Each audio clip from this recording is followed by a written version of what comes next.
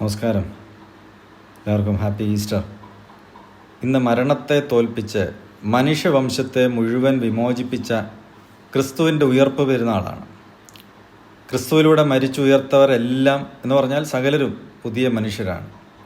ക്രിസ്തുവിൻ്റെ ഉയർപ്പിലൂടെ മനുഷ്യനെ മനുഷ്യനായിപ്പോലും പരിഗണിക്കാത്തവരാണ് അടങ്ങാത്ത ആർത്തിയാൽ ഭൂമി മുഴുവൻ ഓടി നടന്ന് വേട്ടയാടുന്നത്. അവർ ക്രിസ്തുവിനെ അറിയാത്തവരാണ്. എത്ര ആയിരം എത്ര ലക്ഷം മനുഷ്യരാണ് ഈ മിഡിൽ ഈസ്റ്റിലെ യുദ്ധത്തിൽ ഇതിനോടകം കൊല്ലപ്പെട്ട് കഴിഞ്ഞത്. എത്രയോ കുരുന്നുകളാണ് വിശന്ന് ഓരോ ദിവസവും മരിക്കുന്നത്. ഈ യുദ്ധവീരന്മാരെന്ന് പ്രഘോഷിക്കപ്പെടുന്നവർ, ആഘോഷിക്കുന്നവർ, ദിനവും നമ്മുടെ പത്രങ്ങളിൽ വന്ന് നിറയുന്നവർ, അവർ സത്യത്തിൽ മനുഷ്യരെ ഭക്ഷിക്കുന്നവരാണ്.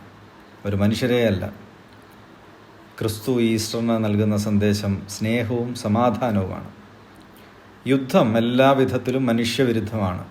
അതിൽ കച്ചവടവും ലാഭവും അധികാരവും മാത്രമാണ്. അതിൽ മതത്തിന് യാതൊരു പങ്കുമില്ല.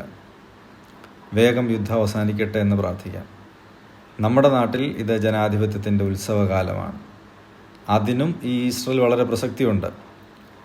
മതം പറഞ്ഞ് മനുഷ്യനെ പലതട്ടിലാക്കി ദളിതനെയും ആദിവാസിയെയും ബലഹീനനെയും അപമാനിക്കുകയും അപമാനവീകരിക്കുകയും ചെയ്യുന്ന ശക്തികൾ പല പല പ്രച്ഛന്ന വേഷങ്ങളിൽ ഇവിടെയുമുണ്ട്. താരരൂപങ്ങളിൽ നമ്മുടെ പരിസര നാടുകളിലും അവരെ കാണാം. അവരെ ചട്ടുകമാക്കുന്നവർക്കും അവർ ചട്ടുകമാക്കുന്നവർക്കും പറയാൻ മതമുണ്ട്. അതാണ് ഒരു പരിധിവരെ ഭയപ്പെടുത്തുന്നത്. മനുഷ്യനെ മാനിക്കാത്തൊന്നും മതമല്ല എന്നവർക്ക് എന്നാണ് അറിയാൻ പറ്റുന്നത്? എന്തുകൊണ്ടവർക്കത് അറിയുന്നില്ല?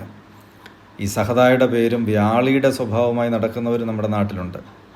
അവർ മാനവിക സങ്കല്പം എന്താണെന്ന് പോലും അറിയാത്തവരാണ്. പിന്നല്ലേ പുതിയ മനുഷ്യൻ, ഈസ്റ്ററിൻ്റെ സങ്കല്പം. അതിനാൽ മനുഷ്യനെ ബഹുമാനിക്കുന്ന ദർശനങ്ങൾക്ക് വിജയമുണ്ടാകട്ടെ എന്നുകൂടി പ്രാർത്ഥിക്കാൻ ഈസ്റ്റർ നമ്മളെ പഠിപ്പിക്കുന്നുണ്ട്. നന്ദി.